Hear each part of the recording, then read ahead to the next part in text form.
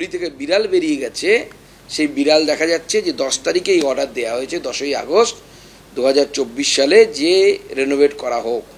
এটা সন্দীপ ঘোষ এই নির্দেশ একা একা দেবে, এটা হতে পারে না। Fair and bright night and day cream, ত্বক থাকবে ব্রাইট সারাদিন, পলিউশন ফ্রি, ঠিক যেন রাতের ফোঁটা সাদা ফুল, সারাদিন হ্যাপি ব্রাইট স্কিন।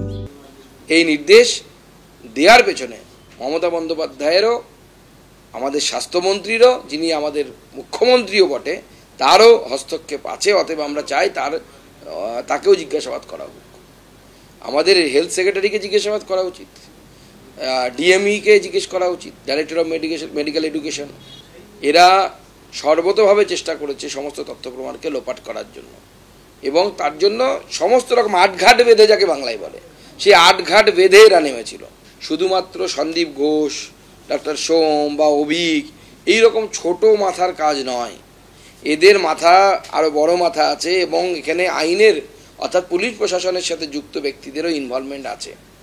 নচেত এইভাবে তথ্য প্রমাণ লোপাট করার চেষ্টা কিন্তু সাধারণ মানুষের মাথায় আসবে না, ডাক্তারবাবুদের মাথায় তো পরে আসা উচিত। অর্থাৎ বুঝতেই পারছেন, সুকান্ত মজুমদার দাবি করেছেন এবং অমিত মাল্লব্য যে ভিডিও পোস্ট করে মুখ্যমন্ত্রীকে নিশানা করেছেন সোশ্যাল মিডিয়ায়, তার বক্তব্য লিখে একেবারে বিতর্ক তুঙ্গে। তা নিয়ে কুণাল ঘোষ তিনি কি বলেছেন, রাখবো আপনাদের সামনে। এটার মধ্যে যদি কোনো অন্যায় থাকে, এটার মধ্যে যদি কোনো সন্দেহজনক কিছু থাকে, এটার মধ্যে যদি কোনো আপত্তিকর কোনো বিষয় থাকে, সিবিআই নিশ্চয়ই ব্যবস্থা নেবে। আমাদের প্রশ্ন, সেই ব্যবস্থাটা এখনো নিচ্ছে না কেন? এটা তো সেই 10 তারিখের ব্যাপার, আর আজকে হচ্ছে মাসের 5 তারিখ, এ মাসে নতুন মাসের। তো এত দিনেও এই যে একটা সার্কুলার, এটা ঠিক না ভুল, এ বিচার করবে কে? বিচার তো করবে সিবিআই। সিবিআই কাদের? কেন্দ্রীয় সরকারের। সিবিআই তো কলকাতা পুলিশের বা রাজ্য বা মমতা ব্যানার্জির নয়। তাহলে এই জল্পনাটা এইভাবে না ছড়িয়ে, ডকুমেন্ট যার কাছে যা আছে তারা সিবিআইকে দিন। আর তার মধ্যে যদি অন্যায় থাকে, বিভ্রান্তি থাকে, সন্দেহ থাকে, সিবিআই অ্যাক্ট করুক, সিবিআই অ্যাকশন নিন। কেউ তো বারণ করছে না, উল্টে বলা হচ্ছে সিবিআই তুমি দয়া করে বাকিদের ধরো। কলকাতা পুলিশ কমিশনার বিনীত গোয়েলের পদত্যাগের দাবি আগেই উঠেছিল। এবার কলকাতা পুলিশ কমিশনার বিনীত গোয়েলের পুলিশ মেডেল ফিরিয়ে নেওয়া হোক, এমনটাই রাষ্ট্রপতিকে চিঠি লিখেছেন বিরোধী দলনেতা শুভেন্দু অধিকারী। আরজিকর কাণ্ডের তদন্তে সিপি বিনীত গোয়েলের নিন্দনীয় ও লজ্জাজনক ভূমিকার অভিযোগ, তথ্য প্রমাণ লোপাট ও হাসপাতালে হামলার ঘটনায় সিপির ভূমিকা নিয়ে বারবার প্রশ্ন উঠেছে, প্রশ্ন তুলেছে আদালতও। যা রাজনৈতিক প্রভুর স্বার্থে তদন্তে অন্তর্ঘাতের চেষ্টা করেছেন সিপি। অভিযোগ বিরোধী দলনেতা, এই সম্মানের যোগ্য তিনি নন। রাষ্ট্রপতিকে চিঠি লিখেছেন শুভেন্দু অধিকারী, আর এই বিষয়ে হস্তক্ষেপ চেয়ে কেন্দ্রীয় স্বরাষ্ট্রমন্ত্রীকেও চিঠি দিয়েছেন রাজ্যের বিরোধী দলনেতা।